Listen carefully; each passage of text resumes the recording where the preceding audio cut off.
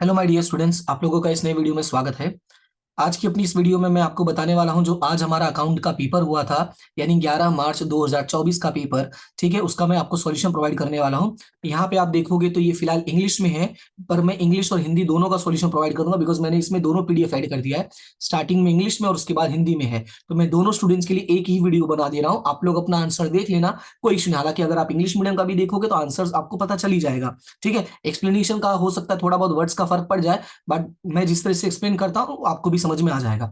ठीक है, तो यहाँ पे टोटल 20 एमसीक्यूज है। आप मुझे चेक करके बताना कि आपके कितने एमसीक्यूज राइट हुए हैं। ठीक है, जितने ज्यादा आपके एमसीक्यूज राइट होंगे उतने मुझे खुशी होगी। अगर मान लो एक दो गलत भी होता है तो भी टेंशन लेने की जरूरत नहीं है। 7 सब्जेक्ट है, आप उसका टेंशन ले लेना, बाकी सब्जेक्ट्स में थोड़ा बहुत कवर कर लेना। ओके, तो मैं सारे एमसीक्यूज आपको एक्सप्लेन करता हूँ वन बाय वन, ध्यान से सुनना। और जो मैं एक्सप्लेनेशन देने वाला हूँ मैं आपको रीजन भी दे दूंगा, जिससे आपको कोई भी टाइप का कंफ्यूजन ना रहे। क्योंकि कुछ स्टूडेंट्स जो हैं वो मुझे बोल रहे हैं सर इसका आंसर किसी ने ये बोला है। मतलब वो होता क्या है कि सब अपने अकॉर्डिंग आंसर्स बताते हैं, तो स्टूडेंट्स को कंफ्यूजन भी हो जाता है। कुछ टीचर्स भी अपने अकॉर्डिंग आंसर बताते हैं। मैं किसी को गलत नहीं कह रहा हूं, बस मैं इतना कह रहा हूं कि जो भी मैं आंसर दूंगा मैं आपको एक्सप्लेनेशन के साथ दूंगा। ठीक है, जिससे आपको कंफ्यूजन कम होगा। ओके, फिलहाल स्टार्ट करते हैं।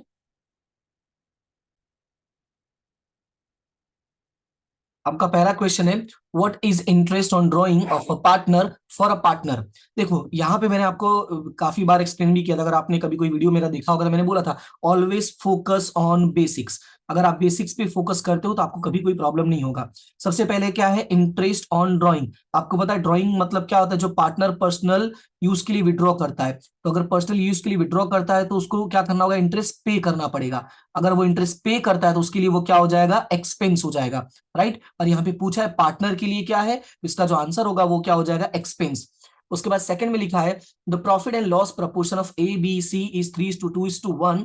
The divisible profit is 66,000। What will be the amount of profit of C. C का अमाउंट पूछा है। मैं आपको बता दूं इसमें काफी सारे स्टूडेंट्स ने आंसर 22,000 लगाया, इवन टीचर्स ने भी 22,000 बोल दिया उनको कि हाँ तुम्हारा राइट है। मैं गलत नहीं, मैं ऐसा टारगेट नहीं कर रहा हूँ किसी को, बट मैं बस इतना कहता हूं। मैंने कहा ना, हमेशा आप बेसिक्स पे फोकस करो, क्वेश्चंस को रीड किया करो।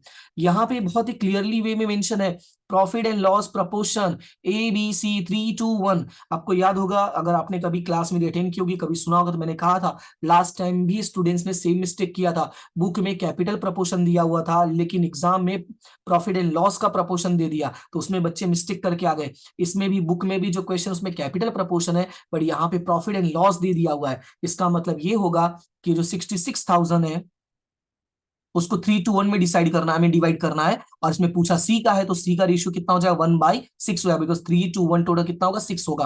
तो 66,000 मल्टीप्लाई बाय 1/6, तो ये कितना हो जाएगा आपका? 11,000 हो जाएगा। तो आपका जो आंसर होगा वो क्या हो जाएगा? 11,000।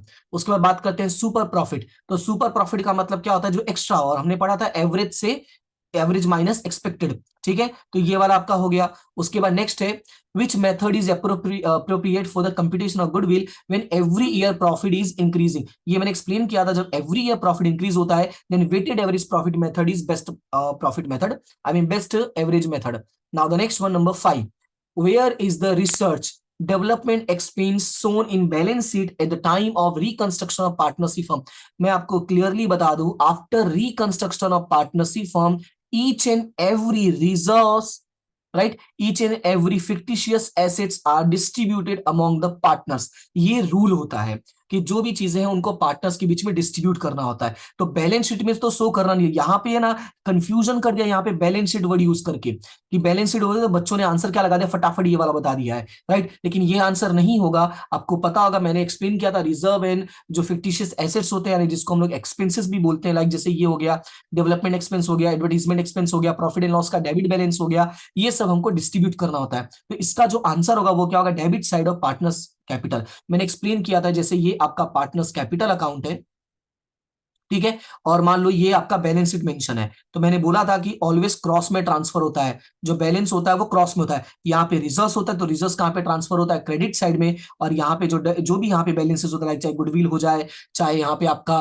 कोई एसेट हो अगर पार्टनर लेके जा रहा है, या फिर मान लो आपका रिजर्व ये वाला है जो रिसर्च वाला है, ये हो गया, एडवर्टीजमेंट हो गया, वो सब आपको ट्रांसफर कहाँ करना होता है? डेबिट साइड में करना होता है। ठीक है, तो इसका आंसर क्या हो जाएगा? फिफ्थ का D. Number 6, at the time of reconstruction of partnership firm machinery are shown. ये तो क्लियर है मार्केट वैल्यू, इसका तो आगे रीड करने की जरूरत ही नहीं है।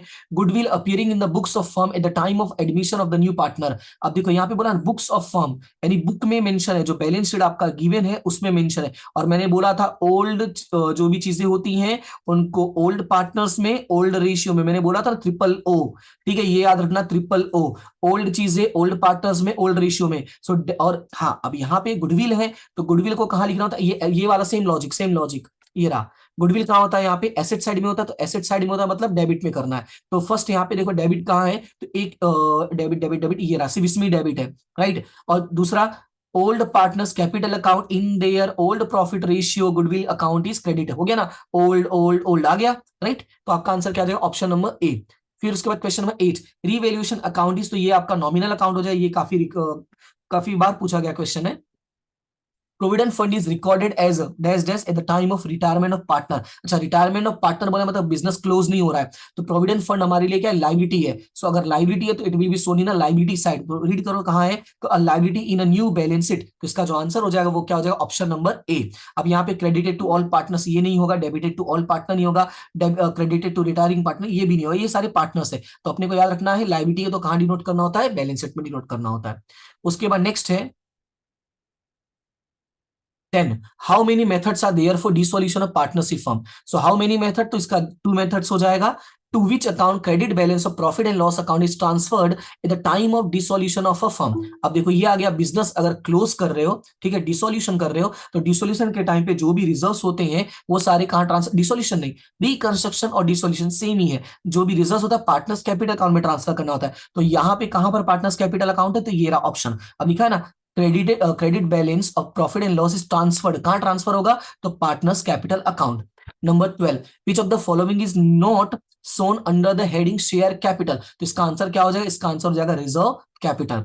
नेक्स्ट है, in India SEBI was establish in which year. अब देखो मैं आपको इसका बताऊं, अगर आप लोगों ने ऑब्जर्व किया होगा तो एक वेब सीरीज आई थी, वेब सीरीज का नाम क्या था, स्कैम 1992, स्कैम 1992। अगर वो वेब सीरीज में देखोगे ना तो क्लियरली बोलता है भाई जो सेबी है वो 1992 में ही बना था। इवन आप गूगल करोगे तो भी उसमें 1992 होगा, ओसी में देखोगे तो भी 1992 होगा, गूगल करोगे तो भी 1992 होगा। बट द प्रॉब्लम इज हमारी बुक में 1991 दिया है, सॉरी, बुक में क्या दिया हुआ है, 1991 दिया है। इसका बाद इसका जो आंसर होगा वो 1991 होगा। स्टिल मेरा जो कहते हैं ना कि थोड़ा सा पता नहीं क्यों कहते हैं ना कि मन में ऐसा लग रहा है इट मे पॉसिबल कि वो लोग 1992 प्रोवाइड करें सॉल्यूशन में। तो वेट करते हैं, देखते हैं रिजल्ट जो आएगा उसके अकॉर्डिंग आपको पता चल जाएगा, या अगर मुझे पता चलेगा तो मैं आपको बता दूंगा भाई उन लोगों ने इसको फॉलो किया है कि इसको फॉलो किया है। बट मेरे अकॉर्डिंग अगर बुक में 1991 है, अगर स्टूडेंट्स ने बुक रीड किया होगा तो वो 1991 की ही 1991 को ही फॉलो करेंगे, राइट। और एज पर द रूल भी उनको भी यही फॉलो करना चाहिए कि बुक में उन्होंने वही दिया है। उसके बाद नेक्स्ट है 14 नंबर, 14 है the amount of premium received on issuing debentures at premium. तो ये प्रीमियम वाला जो है इसका मैंने आंसर दिया था कि कैपिटल प्रॉफिट होता है, चाहे डिवेंचर पर हो चाहे शेयर पर हो। How many assets are analyse in the financial statement. यहाँ पे ये जो होगा एसेट्स नहीं होगा, यहाँ पे एस्पेक्ट्स होगा। ये हर बार प्रिंटिंग मिस्टेक करते हैं, ये एसेट नहीं होगा, यहाँ पे एस्पेक्ट्स होगा। अब इनको कितना भी समझाओ समझते नहीं है, प्रीवियस ईयर का पेपर में से कॉपी पेस्ट कर देते हैं ये लोग, वहां पे एस्पेक्ट्स है। How many aspects are analysed in the financial statement, तो इसका जो आंसर होगा वो होगा 4। अब जाके मत बोल देना कि अमित सर बोल रहे थे कि भाई पेपर ये लोग गलत निकालते हैं, भाई निकालते तो निकालते हैं, बोल रहा हूं मैं, ठीक है, प्रिंटिंग मिस्टेक करते हैं। तो इतनी बड़ी अथॉरिटी है, इतने लोग काम कर रहे हैं, तो कम से कम ये चेक करना चाहिए कि भाई कुछ मिस्टेक है। अब जो बच्चे बेचारे एस्पेक्ट्स पढ़ करके होंगे बोले भाई एसेट तो हमने कभी पढ़ा ही नहीं है, बट नॉर्मली जिनको पढ़े होंगे, जिनको मैंने भी बताया था कि प्रीवियस ईयर का क्वेश्चन और ये प्रिंटिंग मिस्टेक है, ठीक है। चलो फिलहाल इसको अभी बढ़ाते हैं, अभी हो गया है पेपर। नेक्स्ट है 60 number, the information regarding the short term solvency. देखो शॉर्ट टर्म है तो लिक्विडिटी होगा, लॉन्ग टर्म होता तो सॉल्वेंसी होता, राइट। तो याद रखना इसका आंसर क्या हो जाएगा आपका, लिक्विडिटी। नेक्स्ट है to arrive at liquid asset which of the following is directed. तो इसका तो आंसर हो जाएगा आपका स्टॉक। उसके बाद नेक्स्ट है for which of the following ratio is revenue based profitability. Revenue का मतलब होता है इनकम, और यहाँ पे चारों में ऑब्जर्व करोगे तो रेवेन्यू और इनकम कौन सा फॉलो करता है, नेट प्रॉफिट फॉलो करता है। बाकी का नहीं, ऑपरेटिंग रेशियो जो वो कॉस्ट रिलेटेड है, और बाकी का तो ये आपका एफिशिएंसी वाला हो जाएगा, और एक लिक्विड ये आपका सॉल्वेंसी वाला हो जाएगा, तो ये वाला साइड कर दो।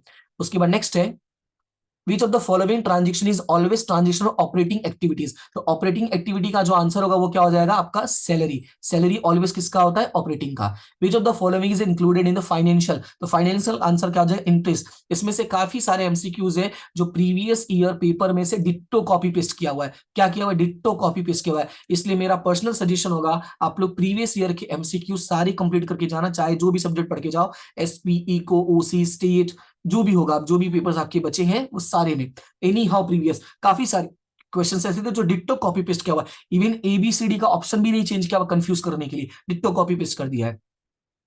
बाकी का जो पेपर है उसका सॉल्यूशन मैं आपको बाद में प्रोवाइड कर दूंगा। फिलहाल अभी एमसीक्यूज के जो डाउट्स आ रहे थे तो मैंने वो बता दिया। अब हिंदी मीडियम के स्टूडेंट्स देख लो, काफी सारी चीजें तो मुझे लग रहा है इंग्लिश में ही क्लियर हो गया होगा, फिर भी एक बार देख लो कि साझेदारों के आहरण पर ब्याज साझेदार के लिए क्या है, तो इसका आंसर खर्च हो जाएगा। इसका 11 हो जाएगा। मैंने ऑलरेडी एक्सप्लेन कर दिया कि यहाँ पे लाभ हानि का अनुपात दिया हुआ है, इसी वजह से इस अनुपात में बांटोगे तो आंसर क्या आ जाएगा, 11,000। अधिक लाभ अर्थात क्या, तो ये हो जाएगा औसत माइनस अपेक्षित। ये काफी बार हम लोगों ने फॉर्मूला में किया हुआ है। उसके बाद अगला है, जब पेढ़ी में प्रतिवर्ष लाभ बढ़ता हो तब कौन सी पद्धति से लाभ की गणना होती है। तो जब लाभ बढ़ता हो, मैंने बताया है कि लाभ लगातार बढ़ रहा हो या लाभ लगातार घट रहा हो, तो ऐसे में भारित औसत जो होता है वो सबसे बेस्ट होता है। फिर साझेदारी पेढ़ी के पुनर्गठन के समय पक्की तलपट में दर्शाया गया संशोधन विकास खर्च। तो याद रखना है, ये मैंने एक्सप्लेन भी किया था कि अगर कोई भी चीज ऐसा होगा कि अगर आपको यहाँ पे खर्च दिया होगा, ठीक है, क्या दिया होगा, आपका कोई भी प्रकार का खर्च दिया होगा और बोलेगा कि इसको कहाँ लेकर जाओगे, जो आर्थिक चिट्ठी में दर्शाया होता है, तो मैंने ये एक्सप्लेन किया था कि आर्थिक चिट्ठी को ऐसे क्रॉस में ट्रांसफर करते हैं। जो दायित्व साइड होता है वो पूंजी के जमा में जाता है, और जो संपत्ति साइड होता है वो कहाँ जाता है, पूंजी के उधार में। तो ये खर्च है, तो खर्च कहाँ दर्शाया होता है, संपत्ति में दर्शाया होता है, और संपत्ति में दर्शाया जिसको कहाँ लेकर जाओगे, पूंजी के उधार में। तो ऑप्शन नंबर पांचवा राइट हो जाएगा, सॉरी ऑप्शन नंबर पांचवा बोल रहा हूं, पांचवे का आंसर ऑप्शन नंबर डी हो जाएगा। नेक्स्ट है, साझेदारी पेढ़ी के पुनर्गठन के समय यंत्र कौन सी कीमत पे दर्शाई जाती है, तो बाजार कीमत पे दर्शाई जाती है। साझेदार के प्रवेश के समय पेढ़ी की पक्की तलपट में दर्शाई ख्याति, तो मैंने कहा था पुरानी ख्याति, पुराने साझेदार, पुराने अनुपात में, तो पुरानी ख्याति ऑलरेडी दिया है, ये रहा पुराने साझेदार, और ये रहा लाभानी के पुराने प्रमाण में। यहां से देखो लिखा है लाभानी के पुराने प्रमाण में, तो इसका जो आंसर हो जाएगा वो हो जाएगा ऑप्शन नंबर ए। उसके बाद ये पुनः मूल्यांकन खाता कौन से प्रकार का खाता है, तो ये उपज खर्च खाता है। प्रोविडेंट फंड साझेदार की निवृत्ति के समय, तो प्रोविडेंट फंड है, यानी ये प्रोविडेंट फंड क्या है, दायित्व है, और निवृत्ति करते हैं तो हम व्यवसाय बंद नहीं कर रहे हैं, इसलिए दायित्व जो है वो खत्म नहीं होता है, तो दायित्व को दायित्व में ही दिखाएंगे, यानी नई पक्की तलपट में जिम्मेदारी के रूप में ही दिखाना पड़ेगा। उसके बाद है, साझेदारी पेढ़ी का विसर्जन कितनी तरह से हो सकता है, तो इसका आंसर क्या हो जाएगा, दो, स्वैच्छिक तौर से और कानून अदालत के द्वारा। ओके, उसके बाद नेक्स्ट है 11 नंबर, पेढ़ी के विसर्जन के समय लाभानी खाते की उधार बाकी कहाँ ले जाई जाती है, तो ये मैंने एक्सप्लेन किया था कि जब भी हम विसर्जन करते हैं उस समय जितनी भी हमारे पास अनामत होता है, ठीक है, अनामत और आधिक्य होता है, जितने भी प्रकार के होते हैं, ठीक है, उन सभी अनामत और आधिक्य को, सॉरी ऐसे नहीं, ऐसे, जितने भी प्रकार के अनामत और आधिक्य होते हैं वो साझेदारों के बीच में बांट दिए जाते हैं। तो लाभानी खाता भी अनामत और आधिक्य का ही प्रकार है, तो साझेदारों के बीच में बांट दिया जाएगा, नहीं, ऑप्शन नंबर डी हो जाएगा। फिर निम्नलिखित में से कौन सी पूंजी कंपनी की पक्की तलपट में शेयर पूंजी के अंतर्गत नहीं दर्शाई जाती, इसका आंसर हो जाएगा अनामत पूंजी। ये फिक्स क्वेश्चन है, प्रीवियस ईयर का ये। भारत में सेबी की स्थापना किस वर्ष में हुई, इस वाले क्वेश्चन को लेके थोड़ा असमंजस है, जैसा अभी मैंने एक्सप्लेन किया इंग्लिश वाले में कि भाई अब गूगल पे देखोगे तो सेबी 1992 मेंशन है, ओसी में भी मेंशन है, इको में भी कुछ बुक में 1992 में मेंशन है। अब दिक्कत ये है कि जब हर जगह 1992 मेंशन है तो हम फॉलो क्या करें। कुछ बच्चों ने जैसे मुझे बोला कि सर 1992 हमने टिक किया है तो क्या राइट माना जाएगा। देखो, राइट मानने का मतलब कैसा है कि अगर हम राइट माने तो जो बेस है वो हमारा गलत हो जाए, क्योंकि बुक में भाई जो सच्चाई है वो 1991 दिया है। अगर आपने 1991 दिया है तो फिलहाल अभी के लिए आप सही मान के चलो, बाकी अगर सॉल्यूशन के में अगर कुछ वो चेंजेस करते हैं तो वो आपको इन्फॉर्मेशन मिल ही जाएगा। उसके बाद है, डिबेंचर प्रीमियम से निर्गमित करते समय प्राप्त, तो मैंने ये बताया था कि किसी भी प्रकार का हो, चाहे डिबेंचर हो चाहे शेयर हो, अगर हम प्रीमियम से निर्गमित करते तो वो हमारे लिए क्या होता है, पूंजी लाभ होता है।